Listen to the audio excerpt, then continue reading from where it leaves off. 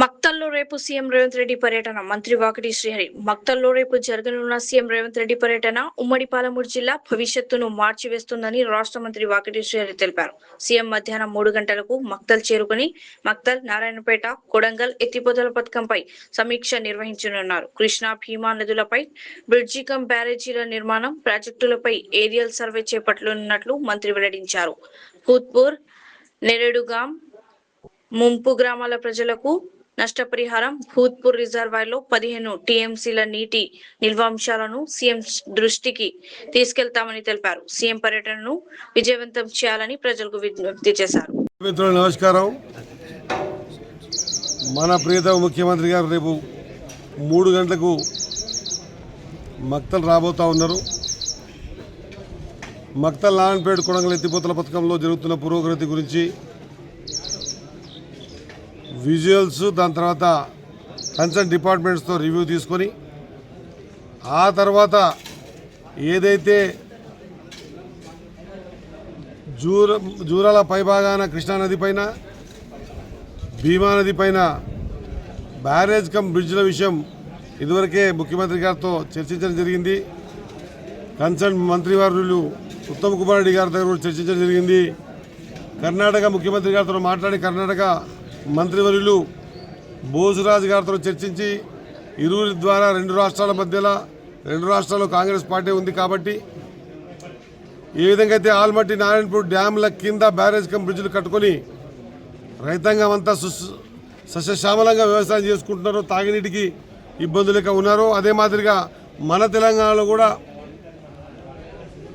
గతంలో ఎవరు ఆలోచించలే, ఎవరు ఊహించలే కూడా, కానీ గూడూరుకెంచి జూరాల వరకు ఉన్నటువంటి 53 కిలోమీటర్ల డిస్టెన్స్లో ఒకటి కూడా బ్యారేజ్ కమ్ బ్రిడ్జ్లు వేస్తారు, మాకు కావాలి. ఇట్లా చేయడం వల్ల ఏ విధంగా అయితే ఇంటి పైన ట్యాంకులో నీళ్లు సరిపోకుంటే ఇంకో ట్యాంక్ ఎక్స్ట్రా ఎట్లా పెట్టుకుంటామో, అదే మాదిరిగా ఈ వర్షాధారిత నీళ్ళని ఒడిసి పట్టి పెట్టుకోవడం వల్ల అవసరం ఉన్నప్పుడు మనము ప్రతి సంవత్సరం ఏ మాదిరిగా అయితే కర్ణాటక ముఖ్యమంత్రి గారి రిక్వెస్ట్ చేసి 4 టీఎంసీ నీళ్ళు అడిగితే 2 టీఎంసీలు ఇచ్చి 2 టీఎంసీల నీళ్ళల్లో 1 టీఎంసీ నీళ్లు ఏరు మింగి ఇంకొక టీఎంసీ నీళ్లు మనకు వచ్చి తాగునీటికి ఉపయోగపడతా ఉండే అటువంటి సమస్యల్ని శాశ్వత పరిష్కారం చేయడానికి ఇరు ముఖ్యమంత్రి గారి దగ్గర, ఇరు మంత్రుల దగ్గర మాట్లాడడం వల్ల వాళ్ళు ఇచ్చిన సలహా సూచనల మేరకు ముఖ్యమంత్రి గారి మా కోరిక మేరకు ఏరియల్ సర్వేకి అవకాశం ఇచ్చారు. మరి ఆ ఏరియల్ సర్వే కోసమే వస్తున్నాడు కాబట్టి భగవంతుని దయ వల్ల ఇరు రాష్ట్రాల ముఖ్యమంత్రులు యాక్సెప్ట్ చేసి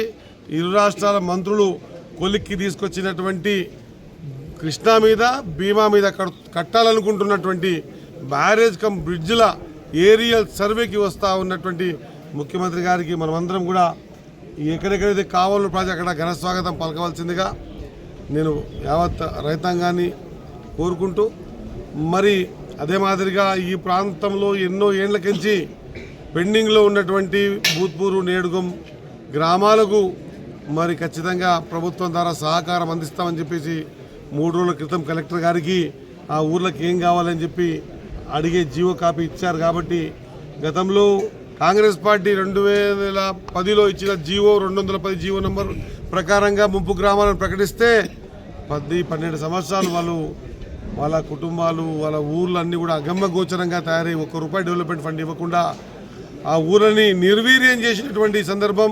మరి ఏ నీళ్లు, నిధులు, నియామకాల పైన వచ్చినటువంటి గత బీఆర్ఎస్ ప్రభుత్వం ఆ 2 ఊర్లను ధ్వంసం చేసి ఆఖరికి ముంపు గ్రామాలుగా ప్రకటించము, మీకు కొంత లీకేజ్ ఉంది కాబట్టి చేసుకోండి ఓ 70 లక్షల రూపాయలు నేడుగంకి, ₹1,10,00,000 భూత్పూర్కి ఇచ్చి ఫైల్ క్లోజ్ చేసినటువంటి ఫైల్ని మళ్ళీ రీఓపెన్ చేపించి దాదాపు అన్ని ఫెసిలిటీస్ వచ్చే వరకు 15 నుంచి 1,600 కోట్ల రూపాయల భారం పడుతుందని తెలిసినా కూడా మా మాట మేరకు, మా కోరిక మేరకు, మా అవసరం ఉందని చెప్పిన విధానం మేరకు ప్రియతమ ముఖ్యమంత్రి గారు ఉత్తమ్ కుమార్ రెడ్డి గారు ఫైనాన్స్ డిపార్ట్మెంట్ కూడా క్లియరెన్స్ ఇచ్చి మరి కలెక్టర్ గారికి బాజప్తా గ్రామ మీటింగ్స్ పెట్టి వాంటింగ్ ఏదో ఇవ్వండి, మేము క్యాబినెట్లో పెట్టి బడ్జెట్ అలొకేట్ చేస్తామని చెప్పిన మాట చాలా ఆనందాన్ని కలిగించింది.